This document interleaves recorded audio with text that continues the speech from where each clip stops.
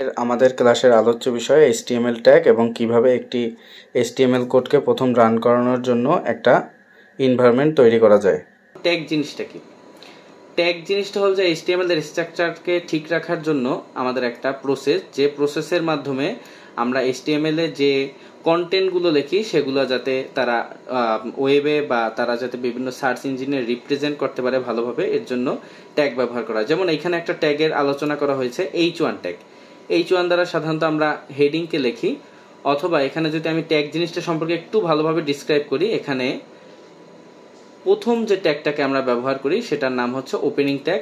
পরবর্তীতে যে আমরা ট্যাগটাকে ব্যবহার করি একই জিনিস লেখা, বাট একটা শুধুমাত্র স্ল্যাশ চিহ্ন দেওয়া থাকে, এটাকে বলা হয় থাকে ক্লোজিং ট্যাগ।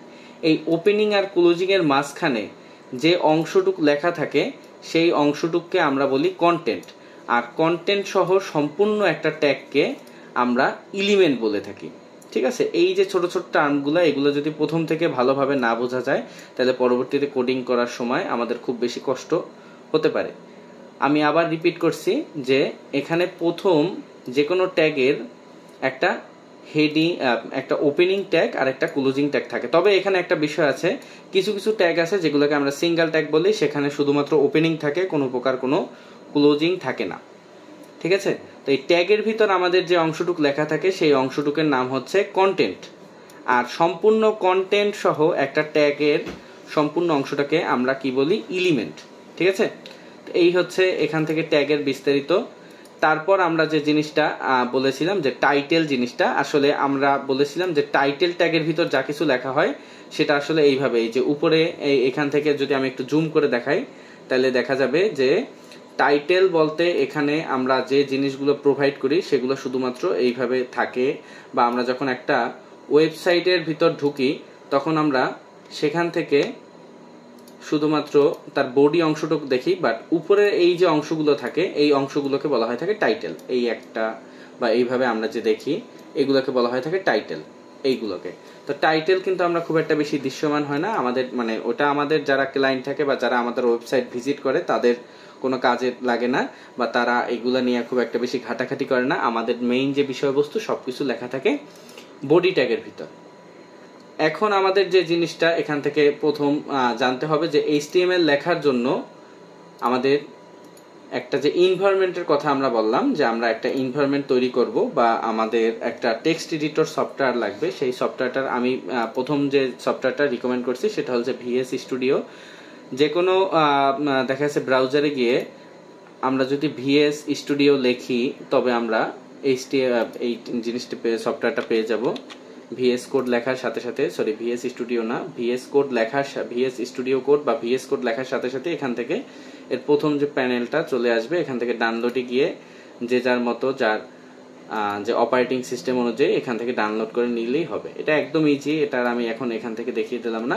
তারপর আমরা এখান থেকে যদি ভিজুয়াল স্টুডিওটা আমরা ইনস্টল করার পর আমরা যদি ওপেন করি, তো ওপেন করার পর আমাদের এই যে প্যানেলটা, এখানে এরকম একটা ইন্টারফেস আসবে। এখান থেকে আমাদের প্রথম HTML বা যে কোনো রকমের প্রোগ্রামিং কোড লেখার জন্য জার্নিটা শুরু হবে।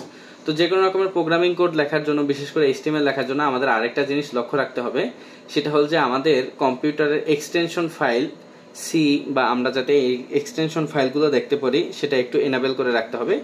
এটা উইন্ডোজ 10 বা উইন্ডোজ 11 এর জন্য খুবই সহজসাধ্য। আমি প্রথম একটা HTML কোড এখানে রান করে আপনাদের জন্য দেখাচ্ছি। এটার জন্য আমরা প্রথমে একটা ফোল্ডার তৈরি করব। আমরা ফোল্ডার না তৈরি করেও এটা করতে পারি, তবে অ্যাজ এ জুনিয়র ডেভেলপার বা ফ্রেশার হিসেবে আমাদের যেটা প্রথম কর্তব্য সেটা হলো গিয়া আমাদের যে কোনো জিনিস বা যে কোনো কিছু শিখলে ভালোভাবে শিখতে হবে। এই যে TXT জিনিসটা, এই TXTটা হচ্ছে গিয়ে এর এক্সটেনশন। তো HTML লেখার জন্য আমাদের কি করতে হবে? আমরা যে কোনো নাম ব্যবহার করতে পারি। যেমন আমি এখান থেকে ফার্স্টের জন্য F1 নাম দিলাম, আপনাদের যে নাম ভাল লাগে দিতে পারেন, তবে এক্সটেনশন হিসেবে অবশ্যই .html দিতে হবে। আমি যদি এটা দিয়ে যদি দেখা যাচ্ছে সেভ দেই বা এন্টার প্রেস করি, তবে দেখবো যে আমাদের কম্পিউটার এখান থেকে একটা পারমিশন চাচ্ছে, কারণ আমাদের কম্পিউটারে যে একটা ডিফল্ট এক্সটেনশন হিসেবে ওরা TXT দিয়ে দেয়, সেখানে আমরা কি করতেছি? HTML এক্সটেনশনটা দিতেছি।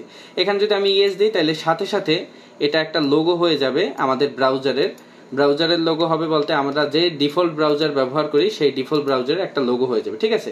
তো এইভাবে র্যান্ডমলি কোড না লিখে আমরা এটাকে কি করব, ফার্স্টে একটা ফোল্ডার করব। সেই ফোল্ডার হতে পারে আমাদের কম্পিউটারের যে কোনো স্থানে হতে পারে, আমাদের যে কোনো ড্রাইভে আমরা রাখতে পারি। তবে আমাদের আজকে কাজ শেখানোর সুবিধার্থে আমি এখানে একটা ফোল্ডার ওপেন করছি, ঠিক আছে। আমি এর নাম F1 দিয়ে দিচ্ছি, F1। তো এই ফোল্ডারের ভিতর আমি আমার HTML কোডগুলো রাখবো। তো এর জন্য আমার প্রথম যে কাজ, আমার এখানে যেটা আমরা বলি যথোপযোগ্য এনভায়রনমেন্ট, সেটা তৈরি করার জন্য আমাদের এখান থেকে একটা কাজ করতে হবে। যারা উইন্ডোজ 11-এ বর্তমানে দেখেন তারা এখান থেকে ভিউতে গিয়ে আমরা যদি শোতে যাই, শো অপশনটায় ক্লিক করি, বা আমরা যদি শো অপশনটা যদি মাউসের কার্সার রাখি, একটা ড্রপডাউন মেনু নেমে আসবে। সেখান থেকে আমরা দেখবো যে ফাইল নেম এক্সটেনশন, এইটা জানি এনাবেল থাকে, এটা অনেকের ডিজেবল থাকতে পারে বা থাকে। সেখান থেকে জাস্ট আমরা এনাবেল করে দেবো, না হয় আমরা কিন্তু এখান থেকে কিছু দেখতে পাবো না। যেমন প্রথম যে ভুলটা হয় মানুষের, তারপর 3 থেকে 4 দিন জাস্ট রান করে, তারপরও সে কোনোভাবে একটা কোড ওপেন করতে পারে না বা কোনোভাবে প্রথম কোড লিখতে পারে না। কারণ কি? কারণ হচ্ছে এখান থেকে যদি ফাইল নেম এক্সটেনশনটা যদি বন্ধ করা থাকে, তবে আমরা যদি এখানে যদি কোনো একটা দেখা যাচ্ছে ওরকম যদি একটা টেক্সট ডকুমেন্ট ওপেন করতে চাই, তাহলে আমরা লিখলাম এখানে যে F1 বা যে কোনো নাম .html, এটা যদি লিখে যদি আমি এখান থেকে এন্টার দিই, দেখবো যে আমাদের কোনো লোগো আসতেছে না। কেন আসতেছে না? বা আমাদের কোনো এটা এক্সটেনশন ডাবল হয়ে গিয়েছে। যেমন আমি যদি এখানে ভিউতে গিয়ে যদি আবার শোতে যাই, শোতে যাওয়ার সাথে সাথে আমি যদি হিডেন আইটেমস বা শোতে গিয়ে যদি আমি এখান থেকে ফাইল নেম এক্সটেনশনটা যদি এখান থেকে অন করে দেই, তাইলে দেখবো যে এখানে আমাদের দুইটা এক্সটেনশন আসছে, একটা HTML একটা TXT। তো ফার্স্টের যে এক্সটেনশন সেটা তো কোনো কাজের হবে না, বাট সেকেন্ড যে এক্সটেনশন আছে সেটা কিন্তু কাজের হবে। সেখানে দেখা যাবে যে TXT বা টেক্সট ডকুমেন্ট এক্সটেনশনটা রান হয়ে গিয়েছে। এর জন্য আমাদের প্রথমে যতই কোড লেখার চেষ্টা করি না কেন, কোনোভাবে কোড লেখা যাবে না। এর জন্য আমাদের কি করতে হবে, এখান থেকে যে মেইন এনভায়রনমেন্টটা তৈরি করতে হবে সেটা হলো গিয়ে এখান থেকে ভিউ অপশনে গিয়ে আমাদের অবশ্যই শো আর ফাইল নেম এক্সটেনশনটা অন রাখতে হবে, যাতে করে আমাদের প্রথম এইসব ভুল না হয়। তো আমরা ফার্স্ট কোড লেখার জন্য যে মেইন এনভায়রনমেন্ট বা আমাদের সেটা এখন তৈরি করে নেব। এখান থেকে রাইট ক্লিক করে আমরা নিউতে যাব, যে কোনো একটা টেক্সট ডকুমেন্ট ওপেন করব, সেটার নাম যা খুশি আমরা দিতে পারি। যেমন আমি আমার ইচ্ছা মতো এখান থেকে ফার্স্ট, যেহেতু HTML এর ফার্স্ট ক্লাস আজকে ছিল, আমি F1 নাম দিয়ে দিলাম, F1। তবে আমাদের এক্সটেনশনটা সেম দিতে হবে .html। এটা দিয়ে আমি যদি এন্টার প্রেস করি, তাহলে দেখবো যে আমার এখানে পারমিশন চাচ্ছে আর এখানে F1 লেখা হয়ে গেছে, ঠিক আছে। তো এই জিনিসটা এখান থেকে করলাম। তারপর আমাদের কি কাজ করতে হবে, আমাদের যে সাবলাইম টেক্সট থ্রি আর একটা টেক্সট এডিটর, আমি যদি এখান থেকে আমাদের ভিজুয়াল স্টুডিওতে যাই, এখান থেকে এটাকে ওপেন করার জন্য 3 রকমের সিস্টেম আছে।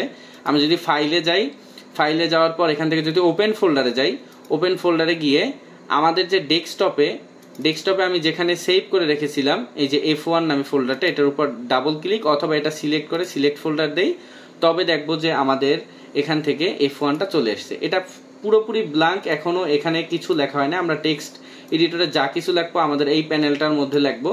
তো এটা এখন পর্যন্ত পুরোপুরি ব্ল্যাঙ্ক অবস্থায় আছে, এখানে কিচ্ছু লেখা হয় নাই।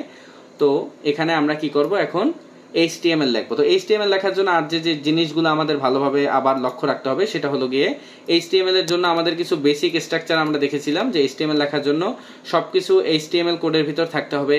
তারপর একটা হেডিং পার্ট থাকবে, একটা বডি পার্ট থাকবে, একটা হেড পার্ট থাকবে, একটা বডি পার্ট থাকবে। তো এই জিনিসটা লক্ষ্য করে আমি এখানে তৈরি করব। তো এখানে একটা বিষয় আছে, ভিজুয়াল স্টুডিওতে কিছু সুবিধা বা ফেসিলিটি আমরা পাই, যেহেতু এখন কোডিং বা ডেভেলপমেন্ট অনেক অ্যাডভান্স হয়ে গিয়েছে। এখান থেকে সুবিধা বলতে আমরা যদি কোনো প্রকার একটা কোডের অর্ধেক সমলেখি, তবে দেখবো যে সেই কোডটা আমাদের এখানে সম্পূর্ণ বা আমাদের এন্ড কোডটুক চলে এসেছে বা এন্ড ট্যাগটুক চলে এসেছে। আমরা একটা ট্যাগের অর্ধেক লেখার সাথে সাথে বাদবাকি ট্যাগটুক আসবে, এটাকে বলা হয় থেকে ইমেজ ফাংশন। ইমেজ ফাংশনটা সাধারণত ভিজুয়াল স্টুডিওতে বর্তমানে আপডেট ভার্সনটায় দেওয়া থাকে। অথবা এখান থেকে আমরা যদি একটু ইন্টারফেসগুলো সম্পর্কে পরিচিত হই, যদিও আমরা পরবর্তী কোনো একটা ক্লাসে এই টেক্সট এডিটর সম্পর্কে একটু ডিটেলসে আলোচনা করব। শুধু ভিজুয়াল স্টুডিও না, আমরা আরো কয়েকটা টেক্সট এডিটর দেখাবো যেগুলো ফ্রি, ঠিক আছে। তো ইন্টারফেসের বলতে এখান থেকে আমাদের এটাকে বলা হয় থাকে আমাদের ফাইল প্যানেল, বা এখানে আমরা যে ফোল্ডার বা ফাইলগুলো রাখবো সেটা, এটা সার্চ অপশন, এটাকে বলা হয় থাকে আমাদের এক্সটেনশন অপশন। এখানে আমার কিছু ইনস্টল করা আছে extension, auto tag, auto save, এটা আমার কাজের সুবিধার্থে C++ বা আমার জাভা স্ক্রিপ্টের জন্য কিছু লাগে। এই টাইপের। তো এখন যারা বিগিনার আছে তাদের এরকম কিছুই লাগবে না। আচ্ছা, তো এই এক ধরনের ফাইল ওপেন করা যায়। আরেকভাবে ফাইল ওপেন করা যায়, সেটা হলো গিয়ে আমি যদি VS কোড স্টুডিওকে আমি এভাবে রেখে আমাদের ফোল্ডারটা জাস্ট ড্র্যাগ করে এভাবে ছেড়ে দেই এখানে, তাতেও কিন্তু আমাদের ফোল্ডারটা ওপেন হয়ে যাবে। অথবা আমি আরো একটা কাজ করতে পারি, আমি যে ফোল্ডারের ভিতর আছি সেই ফোল্ডারটার নাম ছিল F1। এই F1 ফোল্ডারের মধ্যে আমি যদি এখান থেকে এটার উপর ক্লিক করি তাহলে নিউ ফাইল আসবে। আমি এখান থেকেও একটা ফাইলের নাম লিখে দিতে পারি। আমি যদি এখান থেকে একটা এক্সাম্পল দেই, এরকম হতে পারে যে fr.html। আমি আমার নিজের ইচ্ছা মতো নাম দিচ্ছি, আপনারা আপনাদের নিজেদের ইচ্ছা মতো নাম দিতে পারেন। এখান থেকে সেভ করলেও এভাবে করা যাবে। এটা জাস্ট সেভ জন্য আমি বললাম, এটা আমরা এখন একটা নিয়েই কাজ করব, এখান থেকে আমাদের ডাবল দেখানোর কোনো দরকার নেই। এই এফআর এর ভিতরে আমি যা লেখার লিখবো, আমি F1টা ডিলিট করে দিয়েছি এটা দেখানোর জন্য যে আমাদের F1 ফোল্ডারের ভিতর আমাদের কি ছিল, এখানে F1 ছিল, বাট এখানে এখন এটা FR হয়ে গিয়েছে কারণ আমরা ওখান থেকে FR নামক একটা টেক্সট ফাইল যোগ করে দিয়েছি।